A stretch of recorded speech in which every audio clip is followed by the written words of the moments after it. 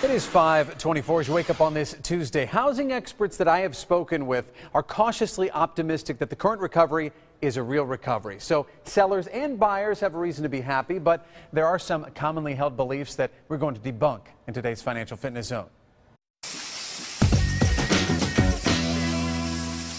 There is so much to know when it comes to the housing market. If only there were someone to sort out the rumors from the reality. Don Hagan with Desert Schools, can you help us? Housing misconception number one, owning is cheaper than renting. It's not always the case. It's one of those situations where, like anything important, you need to do some research with it. In other words, your financial situation may be different from your neighbor's. Misconception number two, the asking price is the selling price. It's not a take it or leave it kind of scenario.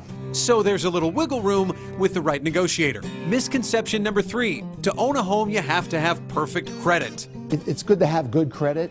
But anything above a 640 is in what Don calls the home buying zone. Misconception number four, pre-approval is the same thing as pre-qualification. No, they're not the same. The former gets into specifics, while the latter keeps it pretty general. Misconception number five. Folks need at least a 20% down payment to buy a home. Not true, says Don Hagan. Some loans need as little as 3% down.